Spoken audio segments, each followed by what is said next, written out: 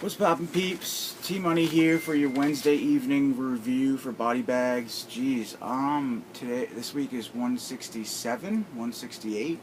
I'm so bad at this shit, so I just need to fucking get it together. But, got a cool review for you guys tonight. It's a film from 2015, was released in 2016, from a company called Real Gore Releasing, that up until a couple releases ago I wasn't very familiar with. I feel like they're a fairly new company, but I think I don't know if they're foreign or just German or whatever, but they did a film called Masks, which I actually have in the mail. I can't wait to check that out because it's supposedly really good. They just released that, so but the film that I'm going to review tonight is a German splatter film by the name of, sorry guys, you can't see that really. Bad picture quality again. The Curse of Dr. Wolffenstein. And this is basically a German splatter film, like I said, made and produced in 2015, released from Real Gore Releasing in 2016. I think it's fairly new. I've actually picked this up on Diabolic. And let's see, it's directed by Mark Ronstock, who actually did, I'm just going to put this down because you can't really see it anyway. Well, I'll show you. The cover's pretty cool. There we go. Now it's way too bright. But, he actually did, Mark Ronstock did Necronos, Tower of Doom from 2010, which was released from Trauma. So, just so you guys know that. But yeah, it's actually a really cool cover, and the slipcase is awesome too. You can get this for like $25 shipped from Diabolic if you're interested. But anyway, so this film is basically, I'll just read you the synopsis. Oh well, it stars Isabel Aring, Anja Becker, Jack Van Keusen, Robin Czerny, and Roland Freitag, and there are also guest appearances from Olan Ittenbach, who's a German splatter director, and Cool Duder actually makes an appearance in this. He's on film for a commercial in the film, which is funny as always. But so this film, it says 80 years ago, the diabolical Dr. Victor Wolffenstein wanted nothing more than to be immortal. His tireless quest led him to create a vaccine that did just that. Excuse me, guys. But also infected his body with a flesh-rotting form of necrosis.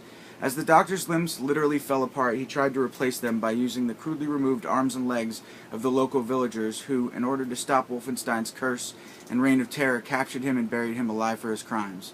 The film takes place in present day, where 5 teenagers plan to attend an out-of-town rave that goes awry, and they end up stranded in a village with car trouble.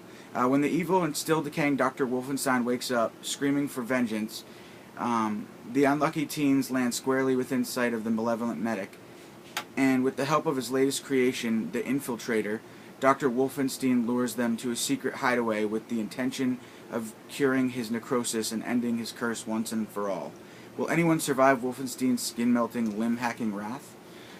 So that's the synopsis of the film. Like I said, it's directed by Mark Ronstock. He also wrote the film, and you could tell that he had like a lot of, it was a close-knit production because he had family members involved.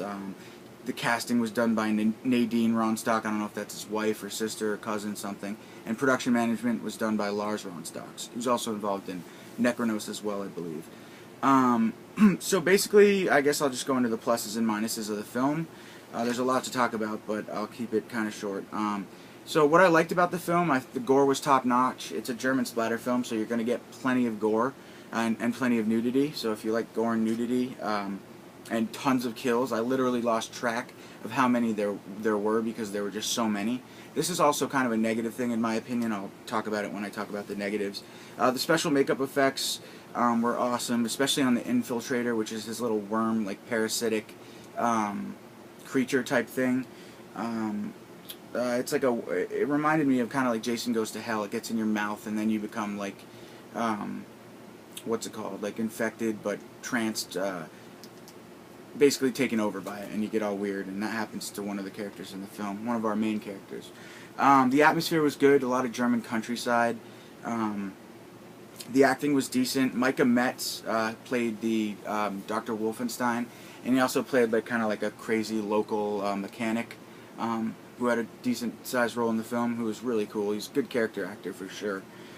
Two completely different roles he was able to play, and they're both great. And I said all the actors were decent. The dialogue was decent. And the penis worm monster that I talked about, the infiltrator, was awesome. The negatives of the film, I thought the story was very disorganized. What I didn't like about it was that you've got your 5 characters who are going to this rave, and it tells their story of how they get sidetracked, they get in car trouble, they get, basically at the end of the film, they run into Dr. Wolffenstein. But in between that, you just get a bunch of random kills, because the whole portion where Dr. Wolffenstein is trying to sever the arms and legs of locals to regain his own, I guess, because they're rotting from his flesh-eating disease, necrosis or whatever, necrosis. But it's just kind of lame because it's like they're trying to tell a story, but then you keep just getting all the kills are presented like randomly, just like random shots of random people and a lot of nude chicks just laid out on his table, and some of them are funny. But it's too random. It's just like, okay, here's the story, stop, here's another scene with a random person getting murdered in Dr. Wolffenstein's chamber, back to the story, back to another random person. There was just no, confluency, or that's the wrong word, but it just wasn't, it didn't flow well to me. I thought the kills were just way too random. But if you like gore, and you like seeing people get murdered with machete, beheadings, a lot of head stabbings, head slicings with machetes, then I think you'll like the film for sure. It's definitely German splatter in every sense of the term. But I just said I didn't like how it kept randomly flashing between Wolffenstein killing random people and then the main cast and their story.